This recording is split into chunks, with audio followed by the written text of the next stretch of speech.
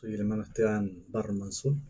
En el ramo sinóptico del Seminario Metodista Pentecostal me ha tocado hablar de un tema que me marcó durante las clases, que es sobre el perdón a un hermano que nos haya ofendido. Esta enseñanza se encuentra en el libro de Mateo, capítulo 18, del versículo 21 al 35. Para entender este pasaje bíblico tenemos que leer los versículos anteriores donde Jesús le está hablando a los discípulos sobre la corrección que debemos hacer hacia un hermano que haya tenido alguna falla, alguna falta o algún pecado. Y dentro de eso, cuando ya Jesús le explica cómo debía corregirse esta situación, Pedro le pregunta a Jesús cuántas veces debemos perdonar a un hermano que no haya ofendido, no haya causado algún mal. Y Pedro le dice, ¿acaso era necesario perdonarlo 7 veces? Ya que los rabinos de la época pensaban que era suficiente perdonar solamente 3 veces, más de eso no era conveniente. Entonces Pedro, como para hacer más que los rabinos, le dice 7, aparte que el número 7 era como un número de perfección en esa época. Y a lo que Jesús le responde que no, que debía perdonar 70 veces 7. Y ahí Jesús comienza a explicarle o a enseñarle a través de la parábola de los dos siervos. Para entender un poco en contexto las parábolas, estas fueron utilizadas por Jesús en varias ocasiones y fueron utilizadas para hacer interesantes y fáciles de entender las verdades morales y espirituales que quería enseñar, poner la verdad en forma fácil de recordar y útil para hacer pensar al oyente y no ofender a los oyentes que no estaban en condiciones de recibir la verdad desnuda a causa de los prejuicios y para ocultar la verdad a quienes lo estaban acechando, ¿cierto? Como eran los fariseos. También, por último, era traer juicio o castigo sobre los que se mantenían voluntariamente ciegos a la verdad que le enseñaba el Señor. Y la parábola que el Señor Jesús le estaba enseñando, hablaba de un rey que quiso poner al día las deudas que tenían con sus siervos, ¿cierto? Y le pidió a sus oficiales, ¿cierto?, que mandaran a buscar que empezaran a traer a los que le tenían deuda. Y le trajeron a uno que le debía 10.000 talentos, equivale a unos 10 millones de dólares, como mínimo. Y para que podamos entender también como la época, un talento equivalía a 5.400 denarios.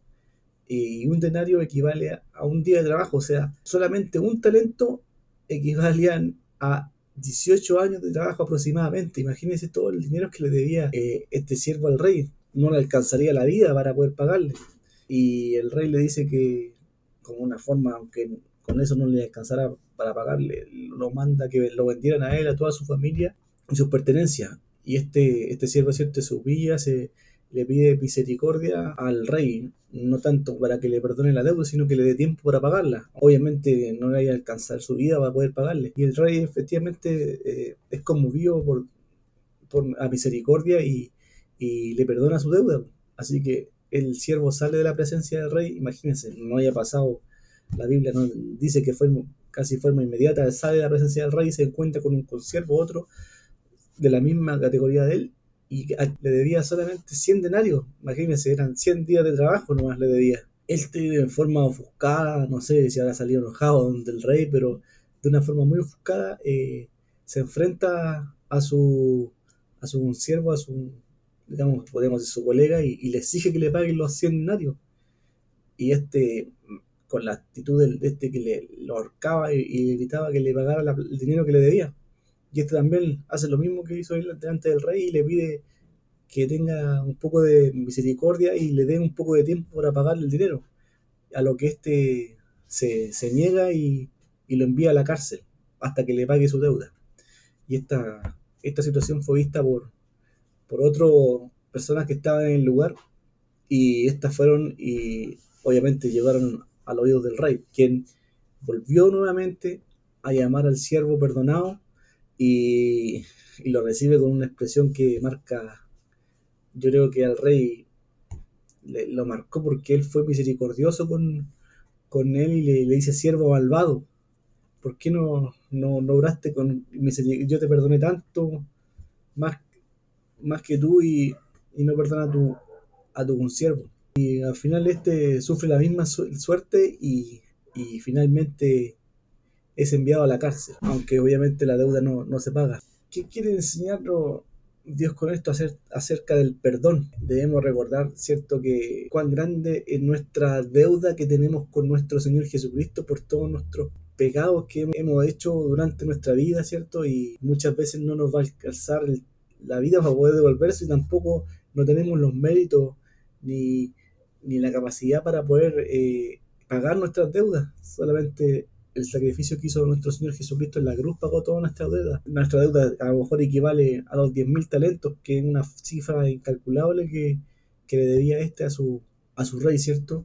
También nos dice que el siervo perdonado no quiso hacer lo mismo con la deuda que el otro esclavo tenía con él, ¿cierto? O el otro con el siervo, aunque la deuda era mucho menor comparada con la de él, ¿cierto? Y esto no quiere decir que el hombre que no perdona a su prójimo tampoco será perdonado por Dios, como decía, puesto que nuestra deuda es grande y tenemos que pagar todo lo que le demos a Dios. También, como lo hace nuestro Señor Jesucristo, dice que nosotros pecamos y Él se olvidó de nuestros pecados pasados. Por lo tanto, nosotros también tenemos que olvidarnos de las ofensas que hemos perdonado, no sacarles cara a nuestros hermanos. Te perdoné hoy, no sé, y ya te llevo a contársela, ya te llevo 10. No, hay que ser misericordioso y perdonar a nuestros hermanos, como enseña su parábola, que dice que nuestros pecados son tan grandes que así como Él nos perdonó nuestros pecados, nosotros también tenemos que perdonar a nuestros hermanos que nos ofenden.